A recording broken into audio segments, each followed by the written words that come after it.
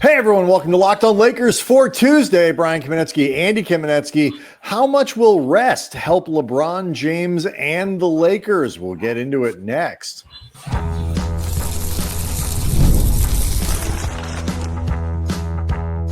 You are Locked On Lakers, your daily Los Angeles Lakers podcast, part of the Locked On Podcast Network, your team every day. Thanks to everybody for making Locked On Lakers first listen of every day, Monday through Friday, no matter how or where you get your podcasts. This one's always free, never behind paywall. And Locked On Lakers on YouTube is where over 26,000 subscribers to the channel, Andy, are all wondering just what the Lakers are going to do with this unusual moment in the NBA schedule where they have very few games by NBA standards. 2 games in 10 days. They play Friday. They play I was going to say they have very few games by like NFL standards. I mean, this is like a serious break. It's a college season. They play on Friday and they play on Sunday, and then they don't play again until the following Thursday. So that is not much. And as we all know, LeBron James did not play on Sunday, which means he will have a full week off between games. Before the Lakers play Minnesota on Friday, and we'll only play twice in about 2 weeks. So a long break for him. We will discuss how this matters for the Lakers, not just LeBron, but the entire limpy Lakers crew. In a moment here, I do want to let people know first, though, Andy, that today's episode is brought to you by FanDuel. You can start the season with a big return on FanDuel. New customers can place a $5 bet and you get started with $150 in bonus bets. If you win that first $5 bet, visit FanDuel.com to get started. So the Lakers, I'm going to go ahead and say this is one of those, if it was a playoff game situation, LeBron could have played type deals. But the Lakers kind of made the calculated choice and sat him on Sunday, and the results were fine. It was what you would expect it to be against a bad Portland team in your own building. And so I don't want to say they got away with it, but the plan went as they would have liked it to, and now LeBron gets a little bit of extra rest. Yeah, it was not just the plan coming to fruition in terms of the win. It was also, according to a lot of the guys on the court, it felt like a rejuvenated version of themselves in terms of the energy they played with, in terms of implementing JJ Redick's vision on certainly offensively. And look, before people start taking this as just backhanded commentary against LeBron. I mean, you did go right there after I mentioned LeBron didn't play. So, well, it's difficult to discuss a game that LeBron didn't play in without mentioning what happened when LeBron wasn't out there. I was going to say I believe this actually began in the Atlanta game where they were running their offense considerably better. I thought LeBron's energy on both sides of the ball was quite good. Like one of the best we've seen from him in a while. And I said after the game on Friday in our show that I thought that energy was infectious. And for better and for worse, this team is going to take cues from LeBron. And however necessary you feel like it is for LeBron to conserve energy over the course of 82 games, most of which gets conserved on the defensive end, there is a trickle-down effect, and it has to be accounted for in some way. So that's hopefully one of the benefits that comes from him getting this unusually sparse period of games where, he will presumably practice at least some of the time, if not all of it. Practices, yeah. Well, it was interesting. JJ Redick said that he would have 4 days off. I don't know if he just was doing the math wrong in his head when he said this after Sunday, but 4 games off would, if he took it literally, would mean LeBron starting to practice on Wednesday. Again, he might have just done the math wrong, or maybe the Lakers aren't practicing until Wednesday. Right. I was going to say it's possible that as well, but either way, this could be very useful for LeBron, could be very useful for the whole team. What the effect will be, I'm not quite sure. I mean, because there's a few different theoretical benefits to this period mentally and schematically? Well, I mean, I think the first and most tangible thing is health, and whether I don't know how, Austin Reeves has not seemed like close to playing since, he got hurt in the Oklahoma City game. And, it hasn't been one of those like questionable, or he's listed as doubtful. It's like he's out. Like there's no doubtful a couple times, but largely out. Like there's been very little mystery as to whether or not he was going to play. The mystery is he's not going to play.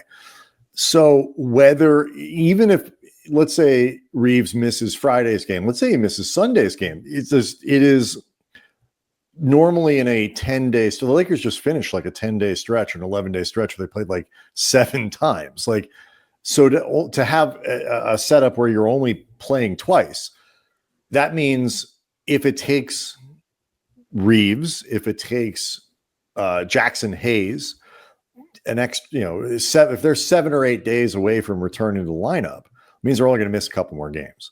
And so that is significant for the Lakers.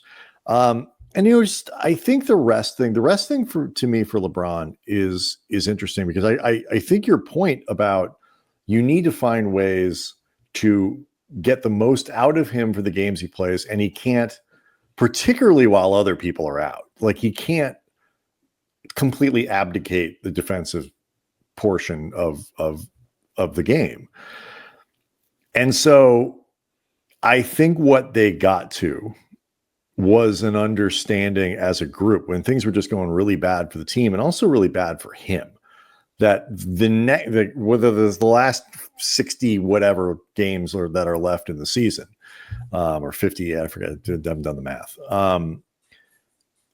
This notion of all 82, which is obviously out the window, but even like all 81 or all 80, like it is going to have to change. And the biggest thing is, to me, is like, this is an extraordinary stretch where I would expect LeBron to look really spry on Friday. I would expect him to look spry on Sunday, and then spry again on Thursday when they play finally again. But what happens when the next 5 games in 9 days, or so, those are the parts that they're really going to have to change how they manage to make sure that they're always getting the best possible version of LeBron every time he plays. And if that means, you know what, the third game of that 5-game stretch, so we're going to make it so LeBron has an extra day off in between and isn't playing a back-to-back or whatever it might be, I would expect them to reconfigure how he's deployed going forward to avoid what we just saw in this miserable stretch of schedule where the Lakers played sort of endless basketball. It wouldn't surprise me if something like that happened. Assuming they have the human beings to put in the lineup. Right. And also, too, that this is truly more of something that is to be managed for LeBron physically and mentally. LeBron talks all the time about the mental element of this and how that can be the hardest part of playing at his age. And also, too, I think playing in a place where you really have nothing left to accomplish or prove. It's really just redoing the things you've already accomplished. But like, it's assuming that this isn't like an issue of, no, his foot is really problematic and it feels like it's a full-blown injury on the verge of happening, and we're just trying to avoid it as best as possible. It's going to be interesting to see how they can work out like a miss every 5th game or something along those lines, because the West is super difficult. And I don't know if it'll even be that easy, because I know LeBron played in the Olympics, but at the same time, he had a lot of time off in between the Olympics and the start of the season. And not even 20 games into the season, this started becoming a thing. And I know they played a lot of games, right? But that's the thing. But that's a big if. Like, is the issue that he just can't play, an NBA schedule anymore, or is he might not be able to play that NBA schedule? Like, those points in the schedule are going to be problematic, as they frankly are for a lot of players, but like even more so for a guy with that much mileage and that much age. And I mean, there's a stretch in January where they play. I mean, basically, the month of January is essentially every other day. Yeah. And, that is a lot. But at the same time, it's also an NBA schedule. No, it's normal. But the question, right, it's when you start getting those, it's the every other day. And look, he may end up missing a game here and there. And I think the foot thing it's a little like the plantar fasciitis that Anthony Davis has. Like, there pops up sometimes worse Sundays than others. And they're obviously going to be very careful with LeBron generally. But I mean, it's when they put in the extra back-to-backs. It's when the NBA has cut a lot of that stuff out. But those are the times when it's like 4 games in 8 days, 5 games in 10 days is a lot different than 7 games in 10 days or 8 games in 12. Like that is a big difference. And so after the break, we can kind of wrap this up too, but then also not just get into how it helps Anthony Davis, how it helps the other players on the team who are suffering physically, but now what it means for the Lakers to get back out on the floor for all that stuff you mentioned at the top of the show in terms of finding what they did well at the beginning of the season and rediscovering it. We'll get to all that next.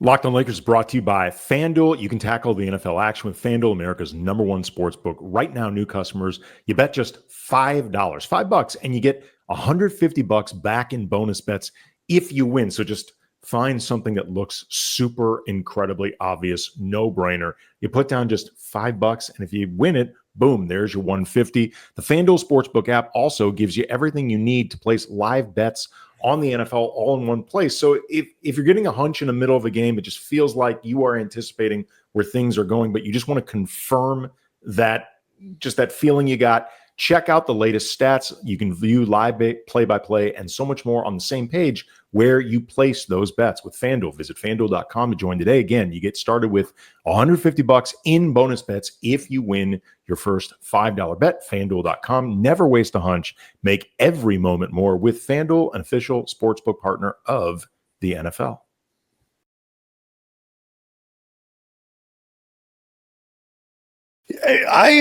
I'll be honest with you, and I'm really curious to see. I am like a lot of people. Like I think this question of LeBron and when does the end come? Like and everydayers understand that there's a little bit of a gap between go back to last year, how well I think he played versus how well you think he played, or how long either one of us thought this could continue. Sure. And we were talking about a 2028 final season with the Lakers and the Olympics, which I said, please don't do that. I don't know. I'm not saying I didn't call for, I didn't. No, you didn't call for it. You just said it would be interesting to see. It is not impossible based on what he did last year to the idea that if he wanted to keep playing, that he could sustain it. Like, I didn't say it was likely. I'm just saying, oh, I know. Given what he did last year, it is not out of the realm of possibility that he would be like, let's play the Olympics in LA and call it a day. I've just said I don't want to see the Laker piece of that happen. If he wants to do that for someone else, that is a totally different question than could LeBron do it? Sure. That, and is it good for the Lakers? And this is actually, we might as well talk about this now because or at least tee up that we're going to talk about it this week, because a lot of what your problems with LeBron are less a reflection of debating whether or not LeBron is still a top 5 guy, top 10 guy, top 15 guy, and trying to, I think rightly so, please correct me if I'm wrong, contextualize what all of these questions mean for the actual functioning of the Lakers. Yes. I mean, LeBron is obviously still a very good player. That's not my point. I just think building around him, working around him at this stage of his career is more complicated than I think people often realize, because you see the numbers and you still see those moments where he does stuff that is legitimately amazing at any age. Like, it's awesome stuff. Just plain really still quite good at basketball. But I think it is very complicated, and also only gets more complicated and more difficult, not just for Rob Pelinka, but for LeBron.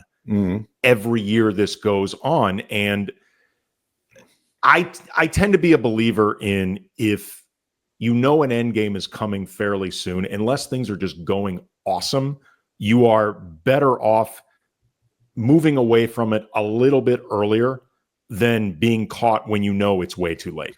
So Bill Plaschke wrote a column, LA Times, longtime LA Times columnist, kind of about this. With this was before the Lakers turned the tide against the Trailblazers on Sunday.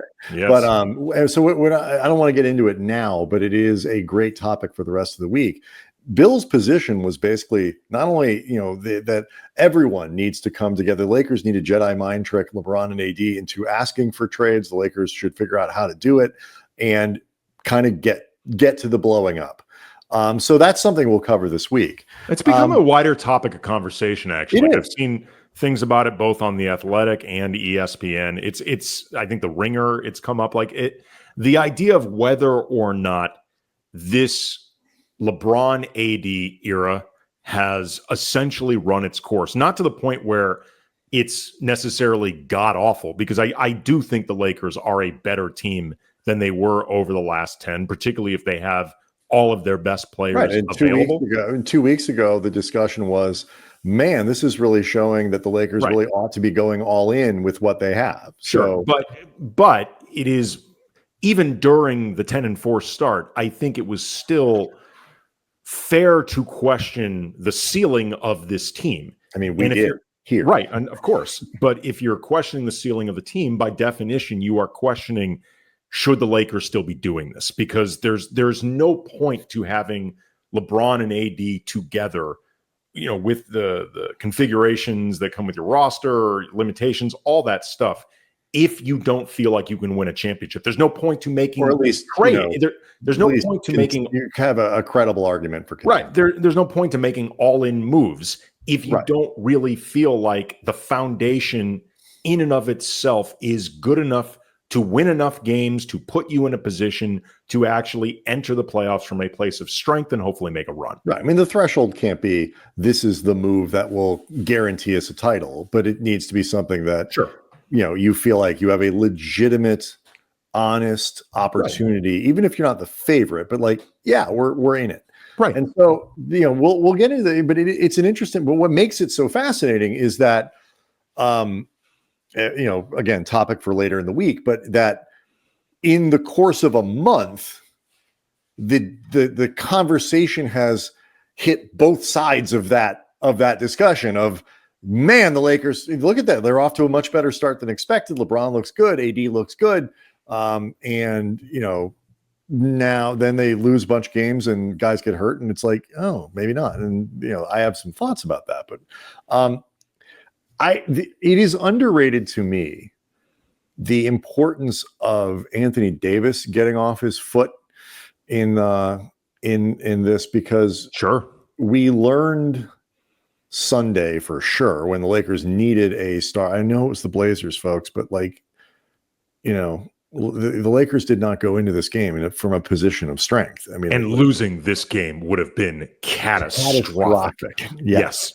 Like really, truly bad. And so this was a game that you needed a star performance from the one guy who was very obviously the best player on the floor. Anthony Davis gave you 30 points and 11 rebounds, but you go back and 5 blocks. Yeah. Big deal there. You go back the night before in Atlanta, where again, the Lakers didn't win that game. Oh my God, is this Orlando, Atlanta? You get to the end of the season, and if the seeding doesn't look the way people want, and Detroit, those are the Detroit. But at least that was in I don't know. I mean, you're still going to remember it. It's going to come up. I promise you, it's going to come up. Not good. But that one, they lost. They were really crappy throughout. But they should have won it because they were playing the Pistons. The game was against Detroit, and therefore you should win. The Orlando game was a game that you could have lost because Orlando's a good team, but you were winning and screwed it up at the end. The Atlanta game, they can't, the Hawks came into that game and had 5 straight wins. They were playing pretty well, but you had control of that game in the fourth quarter. You had control of that game in overtime, and you piled up 11 stupid things on top of each other to make it almost like you were point shaving. I'm not saying they were, But if they were, that's how they would. That's how you do it with, dumb stuff like that. So but AD had 38 points in that game. They cannot go anywhere this year if AD isn't driving the bus. You can have individual games where LeBron can take over, a fourth quarter where he can elevate, do some LeBron stuff or whatever. But on a night in and night out basis, the Lakers will not succeed with the version of Anthony Davis that gave them 12 points against Minnesota, that gave them 8 points against Miami. Like, he's got to be the guy that was putting up 30 points a game at the beginning of the season. And to that point, Andy, it happened before the game and after the game. JJ Redick and the Lakers as a whole were discussing that and why and how they've gotten away from it. And we're going to ask whether or not they can get it back next.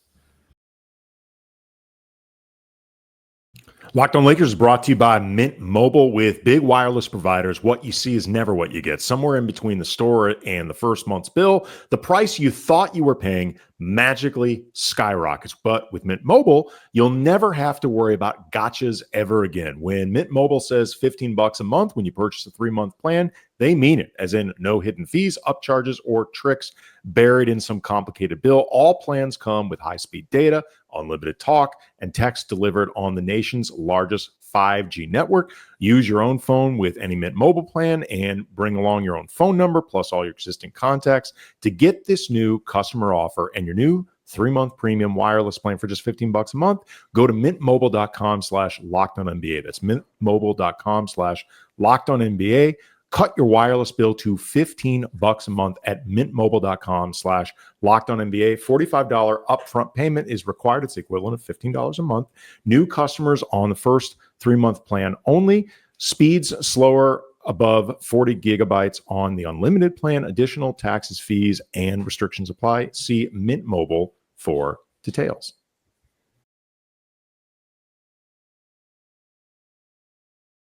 It was Redick has talked about Andy getting more paint touches for Anthony Davis. He said it before the Portland game. The plan is to get a paint touch in every possession. Mm-hmm. I mean, well, I guess Gabe Vincent could post up a little bit here and there, or AR or whatever. I think this is probably to some degree it's LeBron. Davis. To some degree it's LeBron, and even every now and then Rui.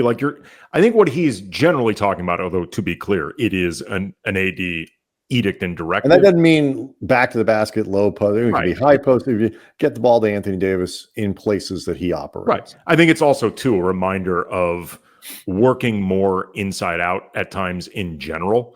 And being more, I think, purposeful with what you are doing.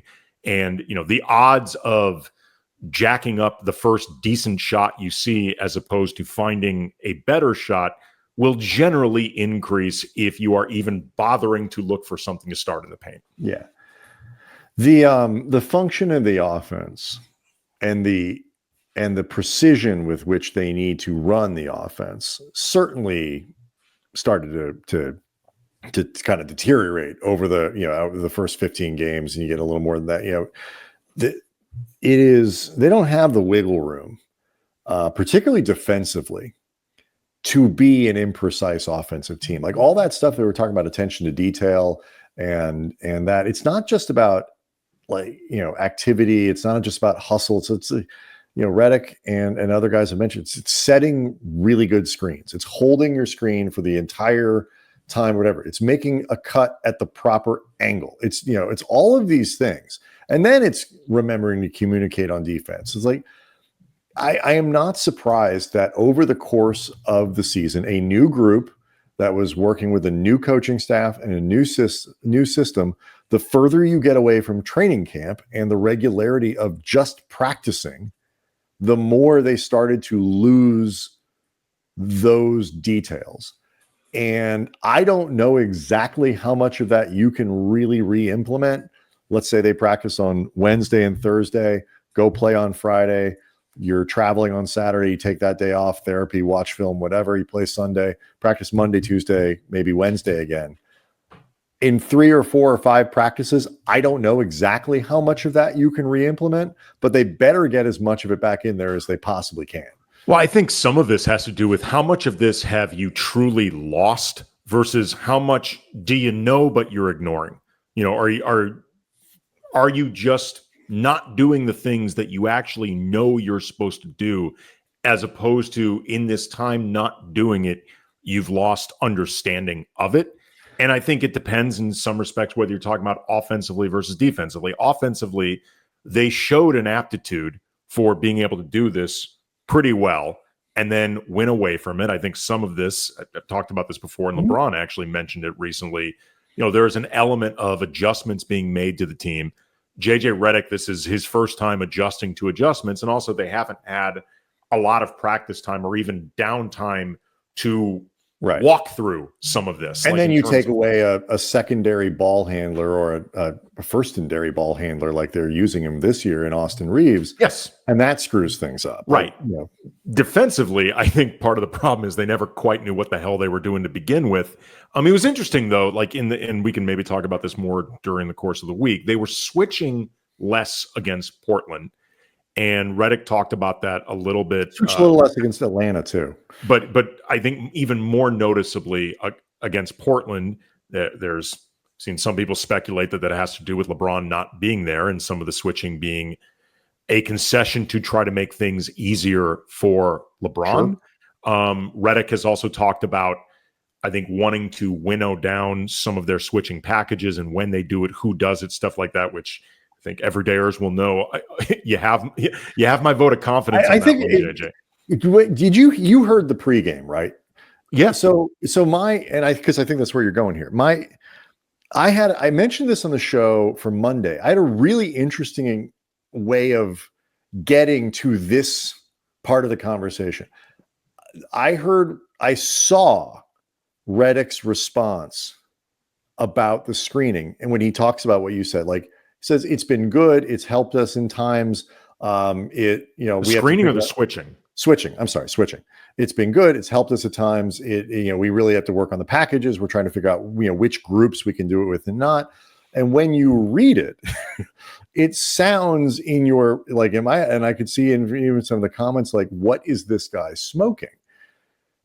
When you hear it, it's a lot more measured. And what it sounds to me is it's not, none of this is what we want it to be. We're trying to work through, and we're basically, as we like to use, the comparison we love to use on this show is the Argo argument of this is the best bad idea that we have. From the movie Argo. From the movie Argo. It's a great scene. Go look it up if you haven't. It was really striking to me to hear the audio of that versus what it looked like written down, because it was a lot less confident and we are doing the right thing when you hear Redick actually say it. Sure. I think JJ has largely been pretty measured in He's trying to be diplomatic and just be this is we're getting lit up if JJ has largely been more praising of defensive effort over the course of the season at times than defensive execution. But anyway, it's something we can get into more over the course of the week. That's something where I feel like there is more to be ironed out from a place of understanding how they do it. The offense, I think, is more of a matter of discipline, particularly once everybody's on board. But a couple things, I was looking up some numbers, and during the 10-4 start, opening of the season through November 19th, AD had a usage rate of 31.2, LeBron 26.4. During the 3-7 swoon, it basically flipped. LeBron had a usage rate of 31.2, AD 28.6, and everyone else has sort of vacillated except for Rui, which has gone down, which I will get to in a second. But obviously there's contextual stuff to this, particularly Reeves being out. I've said before, I think there was a period where LeBron was really trying to work through some of these struggles in Right, you take Russell out of the lineup, out of the starting lineup. That has an influence on these things because the ball. Sure, although Russell was out of the starting lineup for a long period leading. No, I'm saying, but it impacts it. You know, it's just it's one of the it's a factor that goes. It is but you know, Russell's usage has actually gone up in a lot of this. I mean, really, the guy who's losing a lot of stuff is either AD or Rui, which gets to the other right. piece. But it's a timing question of who's on the floor when. Rui, looking up some of his splits in wins versus losses. In wins, he is averaging 11 shots per game. In losses, a little bit below 8. His usage in wins is at a 16, losses a little bit below 13. And what's really interesting about this to me is that his splits from the field, 45 from the field, 43 from behind the arc in wins, 57 from the field in losses, 55 from behind the arc. So this positive effect that's coming with Rui getting more shots isn't even necessarily directly connected to Rui's percentages. It's his involvement. Mm-hmm. And I think the question of Rui's involvement is kind of a microcosm of the whole spreading of offense around this team and the need for it to become more egalitarian in the way we saw it earlier in the season, in ways that I think benefits the offense as a whole, but I also think makes LeBron's job easier. And I feel like also, too, the more you are remembering just to involve Rui, you're remembering to involve everybody, and then you're remembering the whole principle of it all begins with AD. Yeah, it just, that's the big thing for me. It's like, if you are centering your offense, I mean, I agree with you. It's, you know, there is, because also if you're not involving Rui with scoring, what the hell is he on the floor right for? You know, I agree. And like, it's there, I think there's a lot of context and nuance and all that stuff that goes with, well, why, you know, like you said, like, why did that shift happen? And I think it's a lot of things going on, including some things that, you know, LeBron needs to clean up just in terms of every year we go through this thing where they add ball handlers to, you know, quote unquote, make LeBron's life easier. And those guys eventually don't end up handling the ball as much as you play. Like the same thing happened with Kobe. It's like, right. And part of this year they did it. They didn't add a ball handler. They just changed Reeves's job. Sure. And so, you know, you can pile up a lot of the context. Some of it is just habits LeBron has, like, yes, built up over 22 years, yes, you know, of basketball. But the point is, regardless of why it happened, I think that delineation between where the usage flipped is a really good kind of, I don't like, you know, it's like a signpost. It's a great signpost, good word for it, of like, okay, it's not everything, but it's a really nice way to kind of crystallize the whole thing. And it is a statistic that needs to flip back the way it was. The onus, though, is also going to be on AD because, you know, last year they both played really well. You know, I praised Anthony Davis up and down and all that kind of stuff. Yeah, we both did. But, you know, it was still kind of, you know, Anthony Davis is the best player on the team, but LeBron still kind of, you feel like LeBron's still, you know, the conductor, mm-hmm. the engine of the whole thing. It's got, like, AD has to fully take over every aspect of what it is to be the one. It can't be 1A, 1B. It can't be 1A, 1A minus. Like, it's got to be one and like a really good 2. Yeah, and I think it'll bring out the best in LeBron as well. 100%. But like, this is something that is going to be different for AD, at least in the context of being in LA. And it's different for AD. Yeah, I don't want to say, like, you know, for a team with championship aspirations, it elevates where the Lakers are a little bit more than maybe I should be. But it's different being the number one on the Pelicans than it is being the number one on the Lakers. Mm-hmm. And so I'd love to hear what people think about that. and what that shift looks like from night to night, whether or not you think Anthony Davis is capable of that. Leave those questions, leave those comments to that question on the chat on the YouTube channel, Locked On Lakers. You can tweet us at Cam Brothers. We're on Blue Sky with the same handle there, so we're easy to get a hold of. Locked On Lakers on YouTube, Andy, is where you can go to hang out with over 26,000 subscribers. We will be back tomorrow and all this week to really get into a lot of these big questions as the Lakers have a critical moment of the schedule. We'll see everyone tomorrow.